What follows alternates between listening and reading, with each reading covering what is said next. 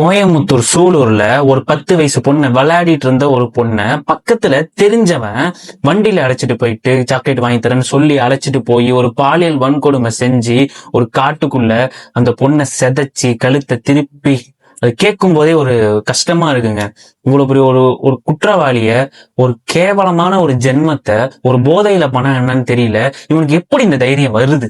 இன்னைக்கு அந்த நாய் என்ன செஞ்சிருக்காங்க அப்படின்னா, விழுந்துட்டான்னு மாவு கட்டு போட்டு ஹாஸ்பிட்டல்ல படுக்க வச்சு உட்காந்துருக்காங்க ட்ரீட்மெண்ட் கொடுத்துக்கிட்டு. இதுல இவனுக்கு தேவையா? அவனுக்கு இவன் என்ன பெரிய தியாகியா? இவன் அந்த மாதிரி செய்யணும் அப்படின்ட்டுன்னு அவனை அங்கேயே அறுத்து கொலை பண்ணாம இன்ன வரையும் அவனை விட்டு வச்சு அவனை படுக்க வச்சு சிகிச்சை கொடுத்துட்டு இருக்காங்க. அவங்க போக்சோ நடவடிக்கை எடுத்து அது பண்ணி அதுக்கு நீதிமன்றம் தீர்ப்பளிச்சு அவனுக்கு ஒரு விஷயம் நடக்கிறதுக்குள்ள இங்க கஷ்டப்பட்ட பொண்ணுக்கு எப்பங்க நீதி கிடைக்கும்? இது இல்லாம அவனுக்கு துணை போனவன் மோகன்ராஜ், இவனை நீதிமன்ற காவல்ல வச்சிருக்காங்க. அது எப்ப அப்படின்னா இந்த 27ஆம் தேதி வரையும், சில பேர் ஜூன் 5 தேதி வரையும் வரை சொல்லிட்டு இருக்காங்க. இவன் துணை இருந்தவன். இவன் என்ன பெரிய தியாகியா? இவனை எதுக்குங்க வச்சிருக்கீங்க? துணை போனவனு தானங்க தப்பு செஞ்சா, அவனையும் தானங்க தூக்கி நீங்க உள்ள போட்டு கொண்டிருக்கணும். எப்ப நீதி வழங்குவீங்க? போக்சோனா இப்ப நார்மலா ஒரு தப்புக்கு தண்டனை இருக்கு அப்படின்னா வாழ்நாள் முழுவதும் தண்டனை சிறையில் அடைக்கணும் அப்படின்னு சொல்றாங்க. மரண தண்டனை கூட இதுக்கு விதிக்கலாம் அப்படிங்கிற மாதிரியும் சொல்றாங்க. அப்ப அதை செய்யுங்க. எப்ப செய்வீங்க? உடனுக்குடன் செய்ய வேண்டியதானே? நீங்க ஒரு ஆட்சி காலத்திலயும் பாத்தீங்க அப்படின்னா ஒரு தவறுகள் நடந்துகிட்டு தான் இருக்கு. நீங்க தண்டனை கொடுத்தால் மட்டும்தான் அடுத்த வாட்டி அது நடக்காது. நீங்க என்ன பண்றீங்க? நார்மலா அவனை தூக்கி உள்ள போட்டுறீங்க. பணம் இருக்கிறவன் வெளில வந்துடுறான், பணம் இல்லாதவன் ஜெயிலுக்குள்ள கடந்து அவனுக்கு சோறு போட்டு தீனி போட்டு அவனை வளர்த்து அவனை பெரிய ஆளாக்கி விட்டுறீங்க. இதெல்லாம் ஒரு தமிழ்நாடு சுடுகாடா என்னன்னு தெரியாம இந்த விஷயம் நடந்திருக்கு. அவ்வளவு போய் ப்ரொடெக்ட் பண்ணிட்டு இருக்காங்க. தமிழ்நாடு ஊழுக்குன்னு ஒரு சம்பவமா இன்னைக்கு இந்த விஷயம் இருக்கு. சிங்கப்பெண் படை அப்படின்னு ஐஜியா பவானி அப்படிங்கிற ஒரு லேடியை நியமிச்சாங்க. இவங்க எங்க போனாங்க? இவங்களுடைய படை எங்க? எப்ப இது அமலுக்கு கொண்டு வருவீங்க? ஃபியூச்சரை பத்தி நான் ஒன்னொன்னா டிசைட் பண்றோம் அப்படின்னு உட்காந்து சிஎம் விஜய் அவர்கள் ஒன்னொன்னு திங்க் பண்ணிட்டு இருக்காரு. பிரசன்ட் நடக்கிறத யாருமே யோசிக்கலையேங்க. புதுசா அமைச்சர் கொண்டு வராங்க, இளைஞர்கள் எல்லாம் சட்டசபைக்கு வந்துட்டாங்க, புதுசா பண்ணிட்டாங்கன்னு எல்லாருமே சொல்றீங்க. என்ன பண்ணினீங்க அடுத்து?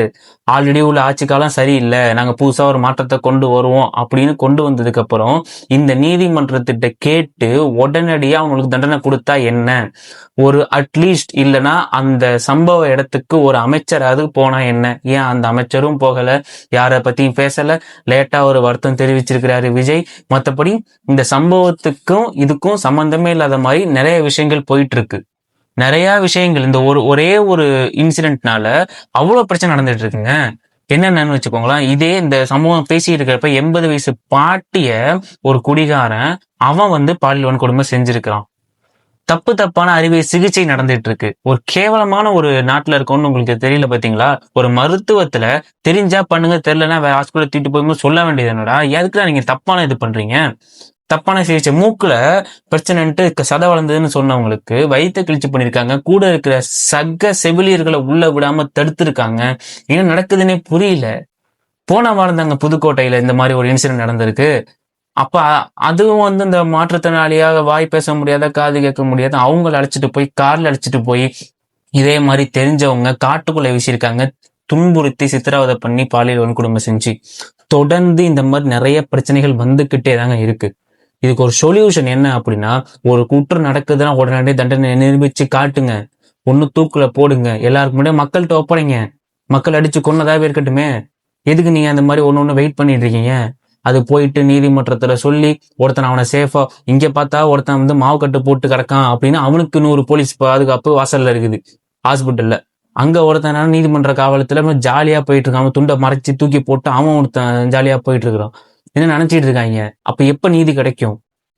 சோ மக்களே, ஃபைனலா நீங்க தெரிஞ்சுக்க வேண்டியது என்ன அப்படின்னா, உங்க பிள்ளைங்களை நம்ம பசங்களை நம்ம தாங்க பாத்துக்கணும். நீங்க நார்மலா ஒரு இன்ஸ்டாகிராம் பக்கத்திலேயே போயிட்டு டிவிகேனாலதான் இந்த பிரச்சனை வருது, மாற்றம் சரியில்லை அப்படின்னு டிஎம்கே டிவிகே இந்த மாதிரி கட்சி சார்ந்து போறதை விட தமிழ்நாட்டுல 8 கோடி பேர் இருக்காங்க.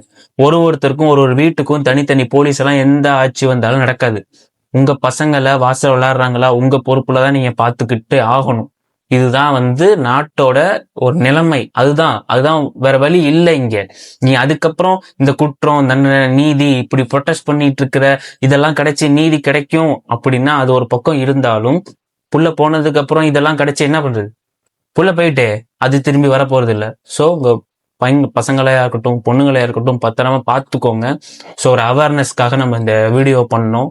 இன்னொரு வீடியோட சந்திப்போம். Thank you all.